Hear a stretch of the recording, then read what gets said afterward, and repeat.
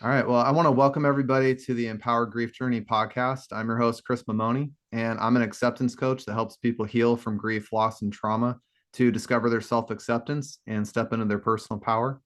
This podcast is your dedicated space for healing, growth, and transformation. Each episode shares insightful and inspirational stories, along with practical tools, actionable insights to guide you along your healing journey. Together, we'll explore the hidden lessons and gifts and blessings inside grief and empower you to reclaim your life and create an inspiring future. Today, I want to introduce my first guest, Dwayne Morton. He's a powerful, inspirational speaker whose life story is a testament to the indomitable human spirit. As a former international basketball player, Dwayne understands the crucial role of mental performance in achieving greatness both on and off the court. Dwayne's true journey began when he faced unimaginable challenges. For 18 years, he battled with the misdiagnosed rare blood cancer, showcasing his unwavering resilience in the face of adversity. As if that wasn't enough, Dwayne was also a survivor of a police shooting, an experience that would have broken most people. Yet, through all of that, he held on to his faith, integrity, and authenticity, emerging stronger and more determined than ever. Today, Dwayne dedicates his life to inspiring athletes and high achievers to master their mindset, overcome adversity, and unlock their full potential. He firmly believes that obstacles don't define a person, it's their mindset that truly matters. Through these powerful speeches and workshops, Dwayne empowers his audience to rise above their challenges and achieve what seemingly is impossible. Dwayne, I want to welcome you on the show today. Thanks for having me. And thanks for your listeners for giving me your time today. I think time is the most valuable commodity that we have.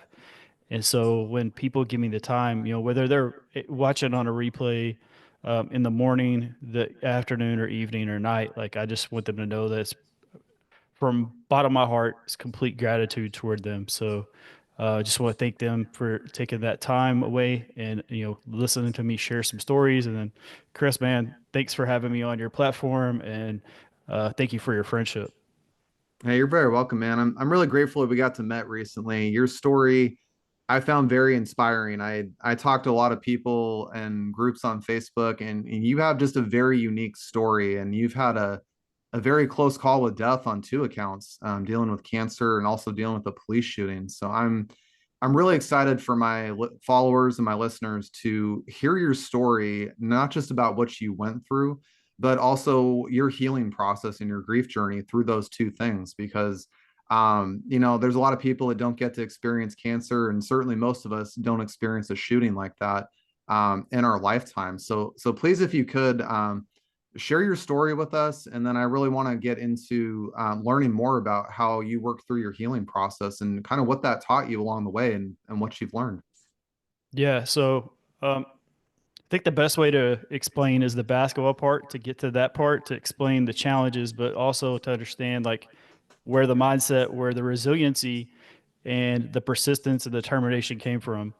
So I started playing basketball at the age of 4, and so it was when before the goals could be, uh, the height could be changed. So I was shooting on a 10-foot go with a men's basketball at the age of 4. And so for me, is I was shooting at the rim, but what I was doing, my goal was to hit the net to hit the rim to hit. Maybe it goes in, right? To then it started going in more and more and more. And that's where I fell in love with basketball. And so the basketball journey really is a love hate relationship. Like I was good. I was never the best player.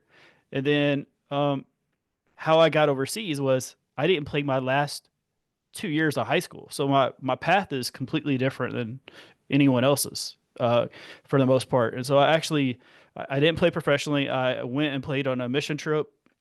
I just made the best out of the opportunity that I was given.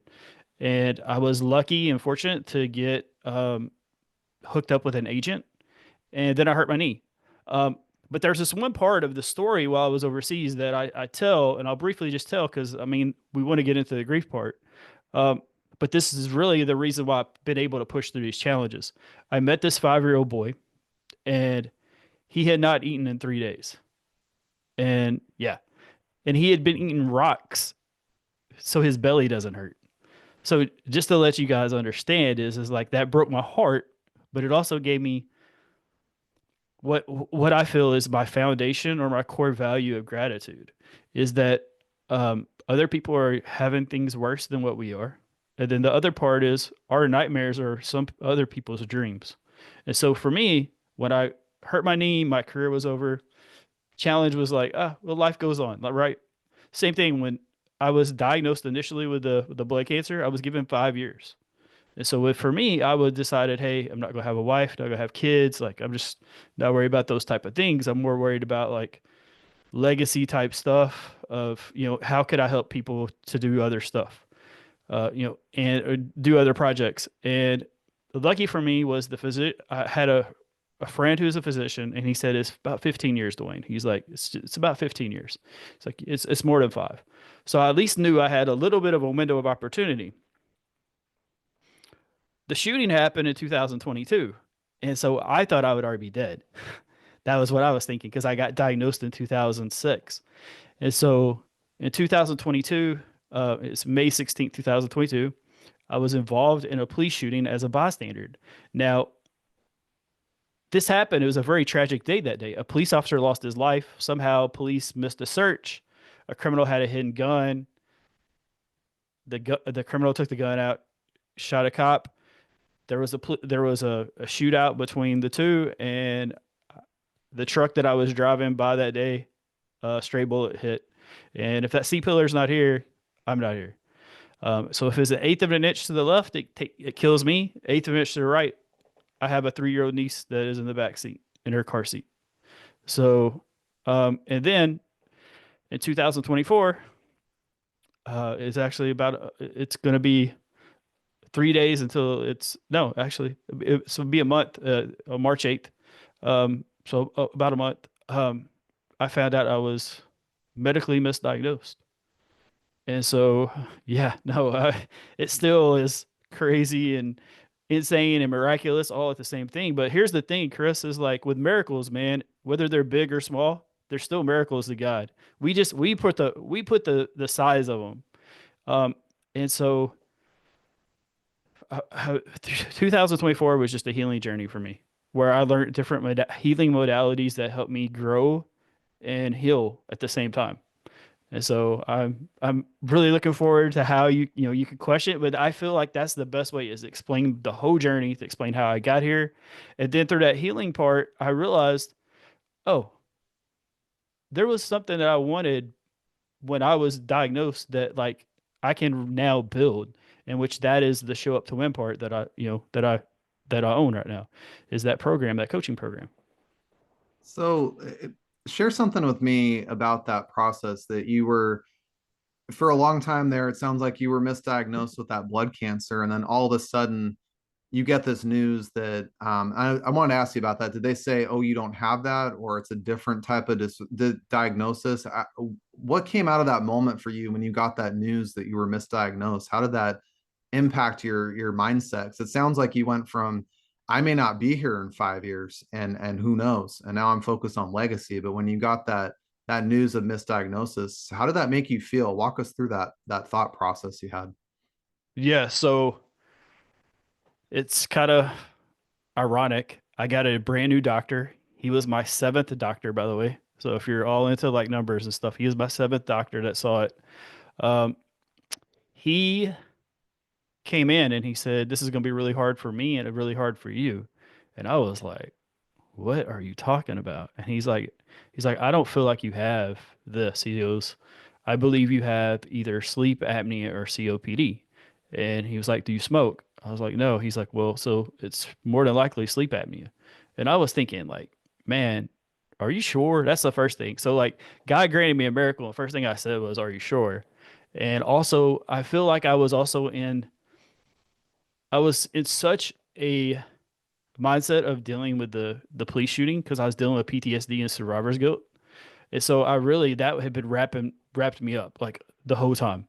And so I really wasn't thinking about the diagnosis. I was thinking, why am I here? That doesn't make any sense. Like, why am I here? I was supposed to be dead like a couple of years ago. So I never could understand that part. And so when he's told me that, man, my knees got weak. I mean, just like anything else, it was like, so when you get diagnosed, you take on that identity. So it's just like a prison sentence. Same thing. It was like I was free. I was like, okay, but I still was like, how? Like that was the thing. But then through the healing journey, the how part, I quit worrying about. How doesn't matter. It's more about allowing it to happen. And so that was part of the mindset though too, was just allow it. So I didn't go back and get a second opinion. I was like, I'm not going to go get a second opinion. Why? And so I went ahead and I went through the channels of getting the test for the sleep apnea, and I had severe sleep apnea. And so I had had a test prior, like in 2006, but it was a home test, and they didn't push for the sleep center test, which is kind of odd. If I must have not been as close at that time, but it makes scientific sense now, but it's still like I could have been healthy. I mean, like I could have the symptom that I was facing in 2006 could have been taken care of within a month or two. And so, yeah, no. And so, like, even Wow. when I was talking to the doctor, we were talking about different tests that I went through. And there's this one test, it's a bone marrow test. And he's like, how did you test? And I was like, well, I had less than a 1% chance of having cancer. He said, so that should let you know something right there. And he was like, you should have been let free 8, 9 years ago when I had that test.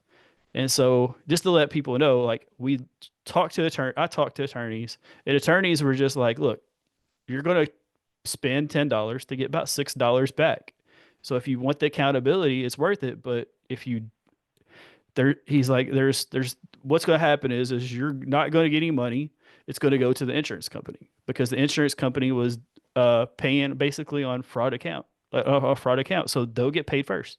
So there was no money there. So it was never like there was this justification or justice part. Like it would just been like it to me, it wasn't worth it. Not even from that standpoint. It was like my peace. My peace is like, hey, I'm just trying to heal. So in 2024, I was doing a healing journey. I didn't want to be brought in and going through all those court stuff. And so just to kind of let people know, because I get asked that all the time, is like, well, you're sure you're waiting on that big check. There is no big check. Uh, same thing with a police shooting. There's no check coming. And so, what I'm able to do is I'm able to share these stories for other people to learn the lesson through me. And That's that's the powerful. most important thing, right? So let me ask you this, because I've had moments of this in my life, and not to the level of degree you've gone through. So I wanted to ask you from your perspective, do you have any like any remorse, if you will, about that 8 or 9 year period where it was just basically a doctor misdiagnosed you? And do you ever have that like my life would be different kind of thing, or I wish it was? Or have you come to that place to say, I just accept the outcome, and had I not had this experience, I wouldn't be where I am today? What could you Yeah, man. elaborate on So that? like, no, so like, there's parts where you go back there, but I mean, I'm so far past that now. Like, I mean, I'm just saying there was times where I was thinking that same time whenever I was getting through the 18 years of being diagnosed, I was meeting great relationships for businesses. Like, I met the person who's one of my mentors that I talk about all the time. Like, he was mentored by Jim Rohn. Like, why am I getting mentored by somebody like that? Like, that's what I'm trying to explain. Like, there was these points of emphasis where I'm just like, this does not make sense. Like, if I was just healthy, all of this stuff would be so much better. Now, there was so much of that. There was, but as far as like looking back, it goes to my morning routine. And really that's what kept me strong was this morning routine. And I'll share it. I have a PDF that you can give to your listeners.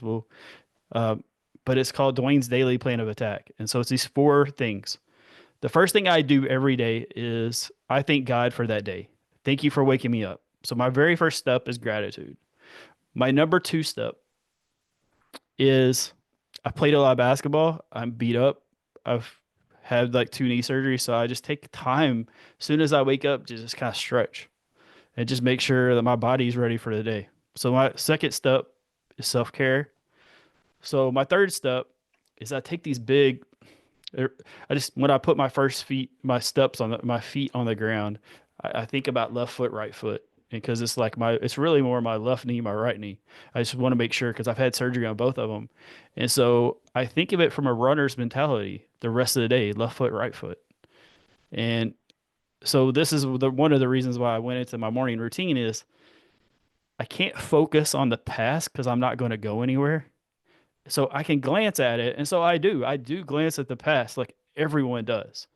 Like even Mr. Show Up to Win. Like I'm going to glance at it and just be like, "Oh yeah, because that's also what keeps you on where you learned your lessons, right?" But I don't sit there and I don't just dwell on the past because guess what? That makes us depressed. So I can't do that. So other thing is I can't focus on my destination either. So I can't have my eyes just okay, oh, sorry. Uh, I can't focus just on my destination because if I do, I go off track. I get out of direction. And so same thing is as you get anxious too. And so really, it's the presence. They always talk about the present is the gift. So that's what I think about. I think about when I'm running, I'm only thinking about this next 10 to 20 feet. And so that step three is just movement. And so number four step is adaptability. So when you run, there's things that are going to come along the way. And so that could be potholes, that could be like, I don't know, tin cans, things like that. So life will throw stuff at you, right? Like life is going to throw you a haymaker, it's going to throw you a jab. And so really, and this is kind of how I felt with it was like I felt like I got punched in the face, kicked in the stomach, and then stomped out. That's how I felt like with the whole diagnosis. I was like, I'm pretty much done. But there's other things that we can do when we're adaptable is we can swerve around the potholes. And so maybe I don't take the direct hit. I just take it to a little bit to the left, a little to the right. But that's really what I'm doing. I'm just trying to swerve a little bit and miss the potholes or miss the uh the impact, like the most significant impact of just the pothole or whatever obstacle I'm facing. And so the number four step is adaptability. And so through that, I'm very mindful of I can't sit there and think about the past. Like I'm willing to talk about it in certain things. Like I'm willing to come here and talk about it on your podcast.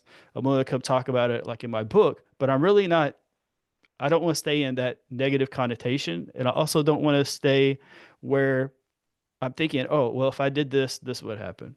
Like if doesn't do anything for anyone. Like that's the thing. And so when we live with if or but, nothing really gets accomplished. So for me is like I want to accomplish stuff. And so I really don't think about it. There's so just to answer your question, yes, absolutely I thought about it. But I'm so past that right now is I look at it not from a victim mentality, and I did for a long time. I looked at it, and I can't believe this happened to me. So it's the woe me type thing too, right? But also I looked at it probably about 4 months ago. This happened for me. Like, oh my gosh, like I wouldn't be able to talk about it on all these podcasts. I wouldn't be able, like this person wouldn't know my name. I wouldn't have got to meet Eric Thomas. Like there's all these type of things, right? But then what someone who's really one of my really favorite mentors right now is Victoria Rader. And um, she told me, she said, no, this Dwayne, this happens through you. These are lessons that you took on. You were strong enough to take so other people can learn from your lesson and you share it. So I'm facilitating everything to people so they don't have to go through the things I did. And so for me, is when I focus on that, I'm not really worried about like I'm not upset at the doctors. I don't like if I saw the doctor across the street, I'd probably go over and shake his hand and just say, "Hey, I just want to let you know I'm good." Like that's it. I don't want any. I don't have this ill will against any of it. Same thing with the police shooting. I don't have an ill will to any of that either. Like what I feel like, I feel there was some mistakes that were made, and I believe in accountability. That's it. And if that is taken care of, then I'm good. And so I feel like if we I can't ask for grace. I can't ask for grace if I'm not giving other people grace, right? Mhm. That's really the number one thing to take away from this whole podcast is the grace part. I can't ask for it if I'm not willing to give it. That's really powerful because you're the first person I've heard share that perspective. So I just want to say thank you for that.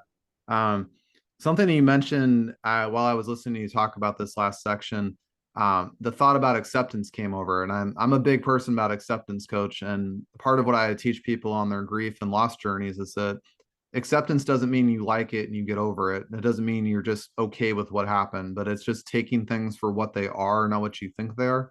I wanted to ask you, in both those circumstances that you've gone through, was there a moment in time that you can remember that you got to that place of acceptance and what that felt like for you, and then just how that changed your belief systems and how that fostered your healing journey?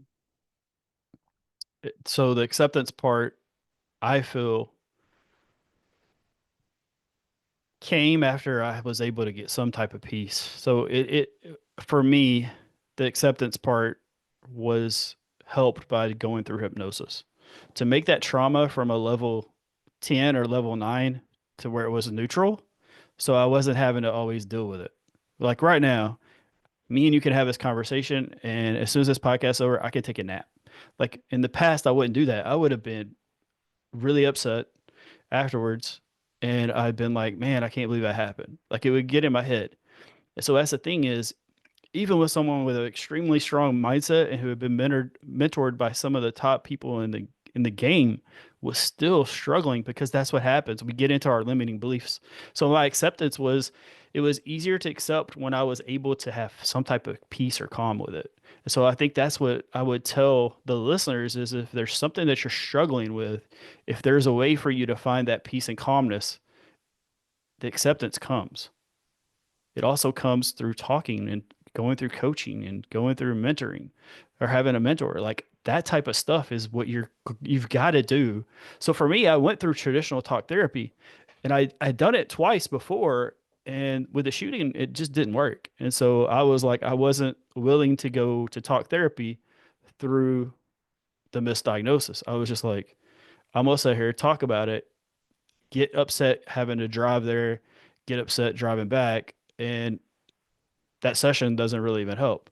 And so I was very fortunate. One of my very good friends, Mr. Chuck DeBroder, he, me and him had a conversation, and he was like, I believe I can help you. I can guide you out of this. And so he guided me to this transformation. Like, so hypnosis is like how if I had all my life files in a file cabinet right behind me, and someone came inside my room and like jerked the file cabinet door open and grabbed the files and dumped them on the floor. And then all I did was pick them up and not organize them. And they're all disorganized. And all I did was pick them up, throw them back in the file cabinet.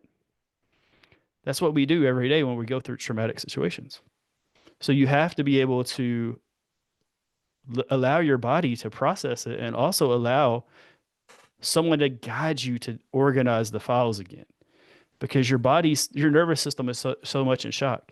And so for me, man, that was the game changer for me. And then that part led to like quantum healing. So acceptance for me was like there was a step one, there was a step two, but then I was able to hit the elevator floor to get to like where I am. That's really powerful that you shared that.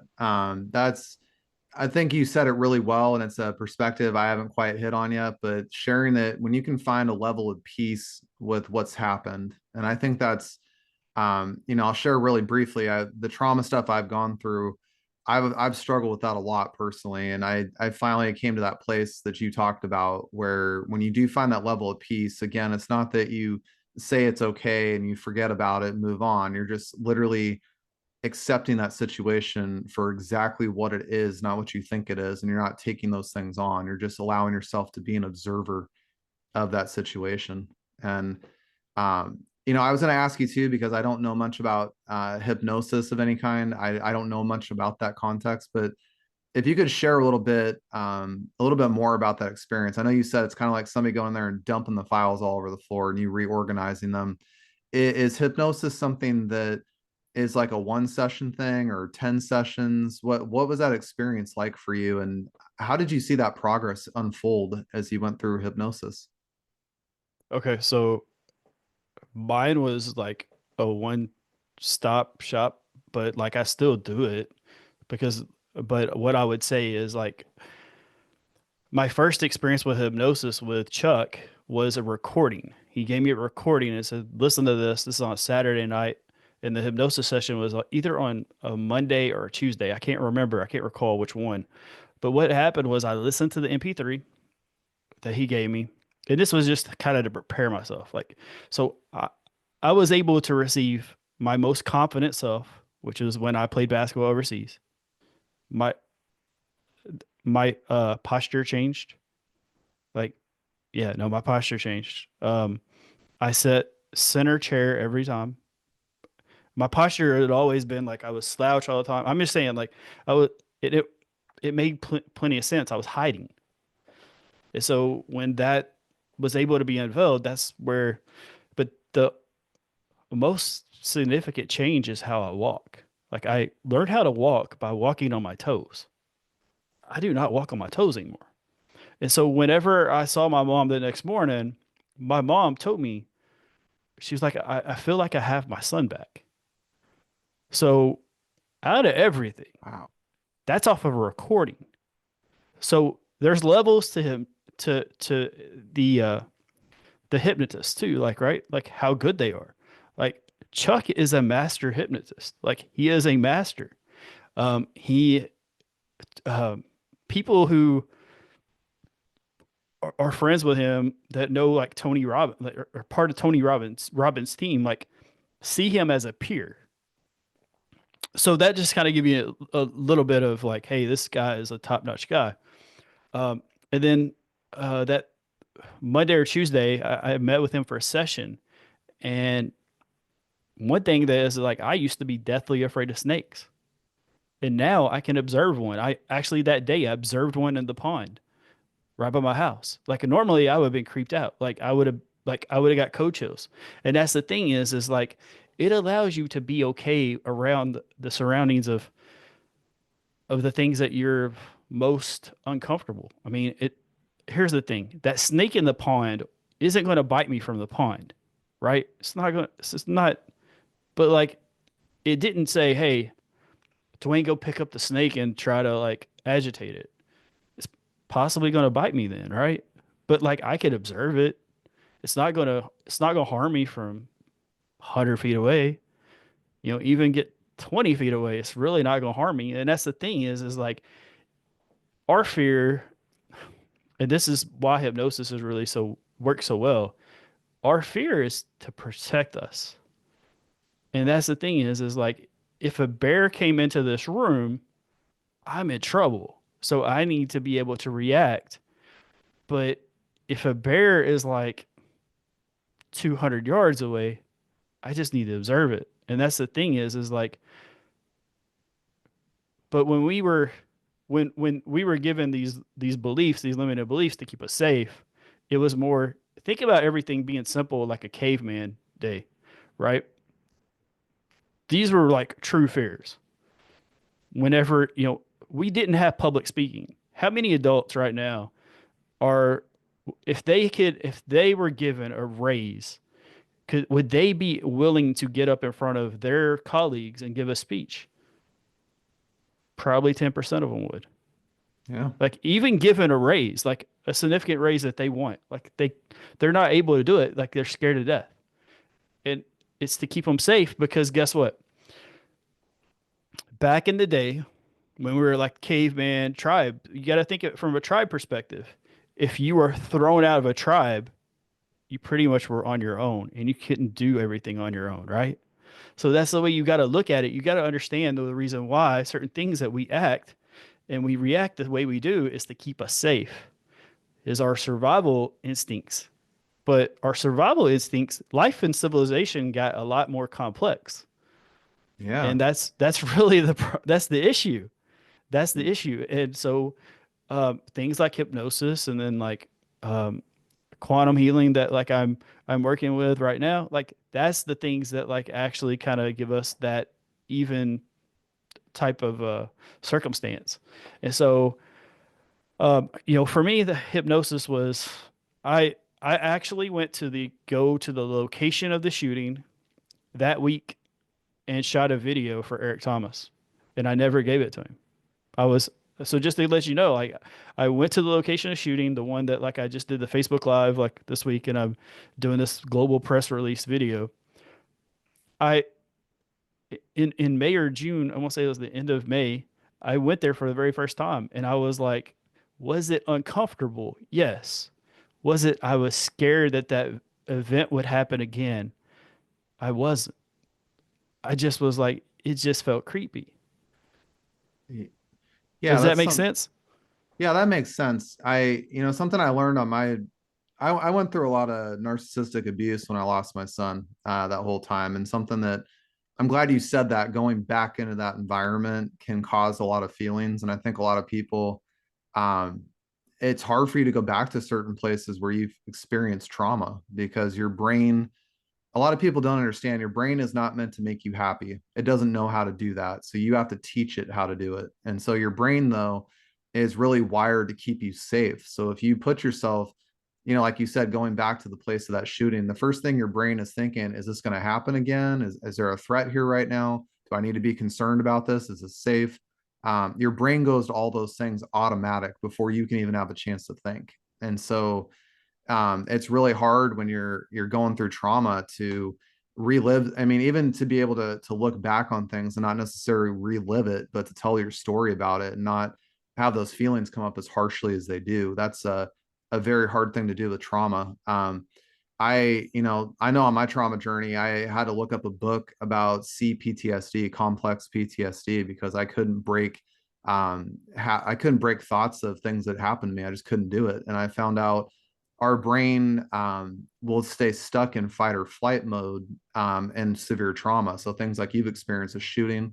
For me, it was very verbal and emotional abuse from someone. And your brain just gets caught there. Like it doesn't want to let go of that experience because the trauma, sadly, is comfortable because the brain understands it and knows everything about it. But what's uncomfortable is learning how to move forward from that. And in a sense, I don't like saying this, but in a sense, letting go of the harshness of it. The brain doesn't know how to do that sometimes. So it gets very confused messaging, which is why it's very, very hard for us to break out of the trauma. It's very, very hard. I wanted to ask you about something you touched on when we started this podcast, because it's a question I've had from somebody that's actually gone through this worse than I have on a degree. You brought up with the shooting that you had PTSD and that loop of almost like a guilt and shame, if I remember right, the way you said it, of Yeah, survival surviving guilt. that. Mhm. Are you willing to elaborate on that a little bit and just share that process and how you worked through that? Yeah, I mean, so I'm willing to go there. So just to give you an idea, is the police officer that got tragically killed, he was a friend of like almost all my friends. Like I knew the guy, but I wasn't friends with him. But like one of my friends is best friends with him. So everybody thought I was okay because I was alive. That's the other part. And so other thing is that guy had a wife and two kids. I had said, "Hey, I'm not going to get married. I'm not going to have kids because I'm supposed to be dead." Like from the timetable I was given, I was supposed to be dead a year before that. So for me, the survivor's guilt was like, okay, I understand why am I alive. So it really took the being misdiagnosed and being healthy part to really give me an understanding of like, okay, this is why all this stuff has happened, right? There was just all these questions of like, I don't understand. I can't understand why. And honestly, the other part of it was my niece was in the back seat. So that was the other part of it too, is that you have to understand that like I felt as a protector is what how I felt. Okay. I felt like as a protector. I I believe ownership is something that you have to do. And a lot of people don't do it. But for me, I feel like even in circumstances like this, there was two roads that I could have done. I could have went that day to the bank, which I did, or I could have went and got the ice cream. If I would have went to the got the ice cream, we don't have this, right? It was a choice I made. It was a decision. And so I've always told people when you make a decision, there's consequences, either good or bad. And I've said that 1,000 times before this. So I'm not a hypocrite. I believe in what I said. You know, I, our choices and decisions have consequences tied to them. That's what happened. So I took that ownership of that decision. Now, did I make that decision knowing? No, but I've kept the ownership of my piece, the part that I was through. Like, and so that was part of it. Um, Survivor's guilt was the PTSD. Just to like to share, the very first day, I don't have one near me, so like, but a water bottle, like you know how when you push it and it like will pop. Yeah. I about broke my face, man, because a water bottle popped. That's how PTSD. I mean, that's how like I was. Yeah, so like I was playing PS5 one night, and I mean, that night I was just trying to just. I forgot what I was playing, like a racing car game or something. Like it was, I was like, hey, I'm trying to get away from anything with guns and stuff like that. Water bottle popped, and like I just got up and like I moved as quick as I could. I was just like moved real quick, and right here's a wall, and like right there in my face, like right into the wall, but almost knocked myself out. I mean, and so um, the next day, my little brother had just finished mowing his yard and went to hose off the loose grass off of the lawnmower. And dude, I thought I was like in Vietnam. I don't know. Like, I mean, because when he hit that water hose, like it just sounded like a bunch of gunfire. And I just dove into the grass. But Yeah. that's where my body was. That's where my nervous system was. It was in a state of protect at all costs, right? And so And I that's the can, thing, man, is like, so those two experiences, my body was just in that high frame of protection. And so same thing, I would have these nightmares at night. Uh, so I just quit going to sleep at night, man. I would stay up all night, and as soon as the sun went up, I go to sleep. So I mean, it was that bad. And I get them, but I knew other people were awake. So if I woke up screaming or something like that, I knew that like I wasn't gonna wake someone up from their sleep screaming. yeah, I just want to say I appreciate you being willing, open, and vulnerable to share that with my audience today because I think PTSD is something I know that is becoming more talked about and more studied and more understood. But I do think it's important to share those stories about what that really is like for somebody and how your nervous system, like you said, it's stuck like way up here. And a lot of times, I've been through trauma, not in that capacity like you have, but trauma keeps us there sometimes because our body's just stuck in that fight or flight, and it's hard to get it out of that place. Which kind of leads me to my next question I want to ask you about. That's very big for my audience, especially in the lost community with people like me that have lost a stillborn. Um, when you sought out support, whether that was from friends or family, therapists, things like that, are there any kind of experiences, things that you would advise people to look out for when you're seeking support to heal from trauma? Was there some lessons you learned or some experiences you would change on that support journey? So for the shooting, the very first day, I reached out to a friend of mine who did 3 tours in Iraq, and he was a Marine, by the way. Um, I reached out to him and I was like, "Hey, man," I was like, "How do you deal with like getting shot at?" And he was like, "Brother, I've never been shot at." So I was just like, "Oh, this is this is different." So just to give you an idea, sometimes when you go to advice and you're expecting advice from certain people, sometimes they don't have that experience. And that that was another thing. Um, and I'll go ahead and tell you, there's not a I didn't see a blueprint for dealing with misdiagnosis. Like I Googled it. There's a couple of people who talk about it, but they talk about it from like, different aspects. Like, and it's more of a victim mentality. And so for me, it's like I feel like that's part of my journey is to write something to be like, hey, this is how you deal with it.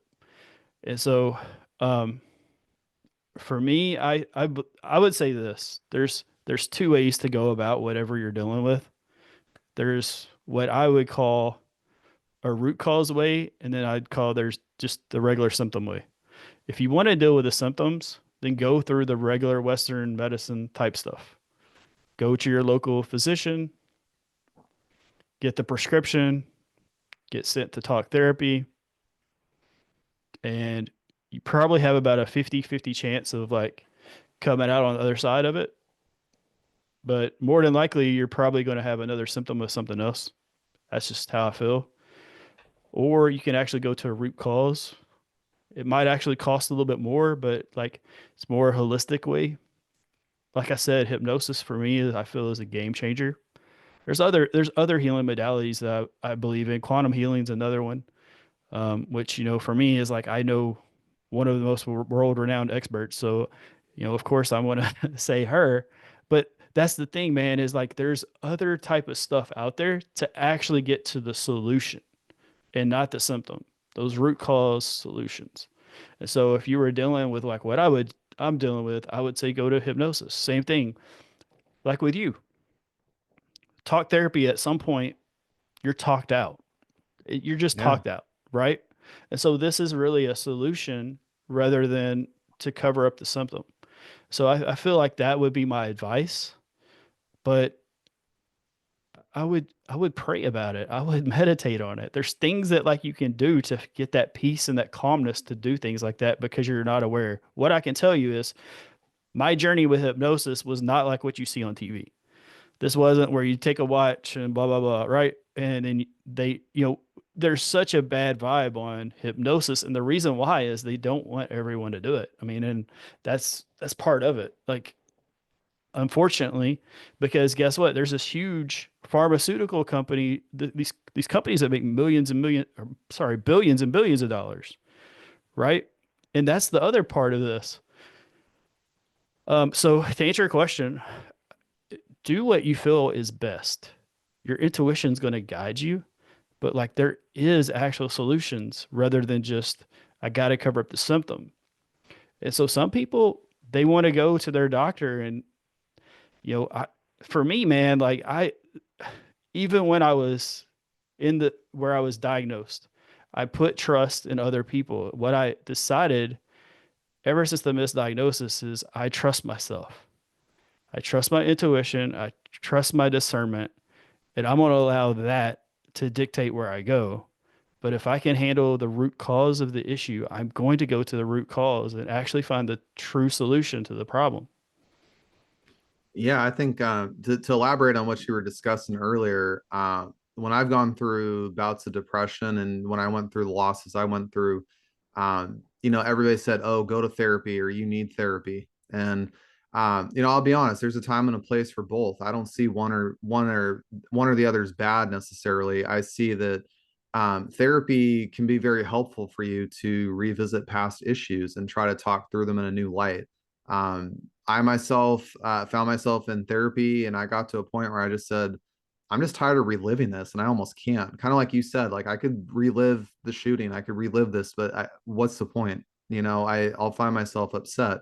And that's when I got a coach at that point because I said it's just not working anymore. And coaching very much is about we'll acknowledge and talk about what happened, but it's all about moving forward and what can we learn and grow from through this to become better. And I used a combination of both just to share my story. I feel both were necessity for my healing journey, and both of them made a really good impact in me to this day. I wanted to ask you, since you brought it up a few times, quantum healing. What is this, and how did you stumble upon that? Did someone share that with you, or was it from your own research? Tell me a little bit about your journey with quantum healing. Okay, so this is in my season of allow and not how. So I quit worrying about how things get done. And so I became friends with a quantum healing expert, and she was just a friend. And then the next thing I know, when I found out, like when I was doing things with her, it was like she had met this person. She knows Dr. Joe Vitale. She knows all these people. And I'm like, she's just my friend, but my friend is super supportive. That's the most important part. Is like she's my friend. Very first and foremost. Like if I sorry, this is going to get emotional because I love her that much. I care about her that much, but I know she loves and cares about me. Nowhere in this time was she like ask me to do something that I wasn't willing to do, right? Like she never asked me. I brought the ideas to her. And so, but that was the reason that I went back to the shooting location last week was to shoot a video for them to show the testimonial for the app that they have. So quantum healing is the God part. So like when I go shoot a basketball, okay, I'm directing the shot by like my shot, right? Like my movement. Sorry, my mic's right here. I'm right-handed, but It's I'll do okay. it left-handed, right? And then but once the ball leaves my hand, the spin, that's the quantum healing part. That's the part, the movement part. And so that's the God part. Like, so just to let you know, is like when things they can't explain happen in the hospital, the doctor will write down it's a medical miracle. So even in our Western medicine, they still believe in miracles. So same thing. This is quantum healing is the energy part. And I I don't want to like go into it so much because of the how part. Because like I said, I don't really go into that. But what I can tell is that you can experience this. They actually have a global initiative they want 1 million users to use this app. It's called Empower Me. I'll give you the link so you listeners can download it. It's limited for the free version, but there's a full version for like $20. And like once you use it, you'll understand what it does. It's able to read your energy. So it uses biometrics and it tells you like the thing. It's basically like if I went to an eye doctor and I was scanned energetically and it told me my vision and it said, oh, your prescription's this. That's the way it works. So the thing that you need the most, this app is able to read.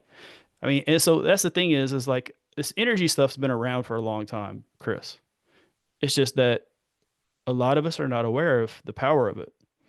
And so that's what quantum healing is. I mean, and that's the most basic part, you know. But that's you know, I'm so glad that my friend told me about it. And part of my healing journey, I'm not saying it like hit a ceiling, but there was just a part where it was like, this is as far as I could go. And then it was like with quantum healing, it's like I jumped so much. So, And so, yeah, no, I mean, and also when you find out your friend's like this world renowned expert, it's pretty crazy, but it's also like, wow, I can't believe my friend is like that important, but it's not importance. That's not a great word. It's just like when you, when you look at your friends as just your friends, and then you find out that they're just like really incredible human beings that other people see as very notable. It's just different. I don't know how to explain it. It's because I'm from a love part of her too. Of like I'm just proud, right, of what she's able to do. She's actually going to be in a movie that sometime in February. Um, like Joe Vitale has a movie that's coming out, and she's going to be in it for a few minutes. So that's the thing is there's like I support her. I'm proud of her. And so I'm just that little bitty piece of her puzzle of how great, you know, of all the things she does of that, you know, but it's amazing, man, when you have people around you that are like that. And so it's like I told you, Chris, like I'm part of Jim Rohn's mentor tree. Like most people would be like, most people would know who Jim Rohn is when you talk about motivational speakers. And so when I can say that, it's kind of funny. I'm also a part of Victoria Raiders, like uh tree too. So that's the other thing. It's like these two world renowned experts. So so let me, I know we're coming up on time here, and I want to ask you a last question before we get wrapped up with things. Um, you've demonstrated today that you've looked at a lot of different modalities for healing that are outside of the traditional norm, where people will say, just go to a doctor, just go to a therapist, just go to this person, take this drug, take this pill. You've explored these untraditional avenues for healing. What would you tell somebody that is like almost leery in a sense to go try those new modalities? What would advice would you give somebody that's reluctant to try that? use your intention. Sorry, use your intuition, use your discernment, do what works for you. That's it. Like I'm doing what works for me. I mean, so it goes into my program. Like I talk about my program's called Show Up to Win. I show up with intention, but also like I show up with like I'm tell people all the time, I'm willing to do what other people are unwilling to do. I was willing to do whatever I could to get me back on that path of like where I want to be. And I was willing to look into things that other people felt were either taboo or just they weren't familiar with. I was willing to do the homework. I was willing to say, okay, I like this, but I don't like this. So for me is um, I won't do something that's demonic. Like I don't believe in it. But like there's there's all kinds of witchcraft stuff. There's all kinds of this stuff that other people can say. So it's like there's some things I won't do and there's some things that other people will do. That's the thing is like I was willing to do what I felt other people were unwilling to do. I was willing to educate myself in the best manner with this, and what works for me might not work for you. And what might work for you doesn't work for me. And that's good. That's part of being a human being. I agree with that. I want to wrap up the show by asking this question. You've had a lot of heavy life experiences, a misdiagnosis with cancer, going through a police shooting. What was the biggest gift or blessing that you would say came out of those circumstances for you? And how did that change you as a person? The biggest gift is being able to tell the story and have the impact that I'm willing to have. My job is to inspire others so they're inspired to be more. Like I love that's the that. key, man. That's the key. So here's the thing. I'm not a spotlight person. Like I could care less. I could care less about awards. Awards, I don't do like it's about the journey for me. But also, if I have to go, I tell people all the time, Superman. Like I was way more want to be Clark Kent. I didn't want to be Superman, but like I could go rip off the suit, fly around the city, save a day, come back. But I wanted to just be sitting in the corner reading a book. Like that's where I like to be. I like to be kind of away from it. But what I had this lady who really poured into me one day, and she said, Dwayne, whether it's Clark Kent or Superman, Superman is he's the same. Like so Clark Kent sitting reading a book is still Superman. And That's so for true. me was that was the thing that like that was a switch where it was like, you're right, I can't ever get away from that part. Like so I might as well just do what I need to do to get other people. This is why we speak, man. This is why we speak. There might be somebody in that audience that truly, truly needs me. It's not a want, they truly, truly need me that day. It might save their life. It might make them where they're a better speaker than me. They might be better than Eric Thomas. They might be inspired to be better than Tony Robbins and Jim Rohn and all these people. That's why we speak. I don't speak for myself. Like I don't speak for myself. I never wanted to be a speaker. If I did, Chris, I was told when I was 20 years old, you would be a really great speaker. You should speak. And I was like, but I don't want to be a speaker. So I took the long journey to get to where I am now, where I could have just had the shortcut. I could have been doing this since I was 20 years old. But that's what happens. Life put me on track. All the shooting, the misdiagnosis, it got me on track to what my true gift is, and that's speaking. Well, Dwayne, I just want to say I really appreciate you coming on my show today and sharing your story, sharing your gifts, your lessons, your blessings of what's come out of what could be defined as tragic moments of life, and to see you rise from those ashes and become the person you are today and giving back by sharing your experience and your knowledge. I can't thank you enough for that gift today. What I want to leave our listeners with, by the way, if you guys are looking to get in touch with Wayne or you want to talk with him or follow him, Wayne, how can they get in touch with you? Yeah, so hopefully this showuptowin.com website will be up really soon. And that's with the number two. Right now I have it's called showuptowin.info. And so if you put your contact information in, and there's actually a place where you put your phone number in. If you put your phone number, I'll probably call it just to ask how I can assist you. But my social media link, the best way to reach me really is Facebook. I haven't even really built my other socials. I'm actually starting to do that this week. And I say that because 2024 was about healing. And then so far 2025 is just getting on as many podcasting guests and like just get people to know who I am, but also to share the stories in a different manner. But like that's the best way to reach me. And like, my program Show Up to Win is about showing up with intention, but I feel like I'm helping people overcome adversity in unlikely and untimely circumstances. And so that's the program.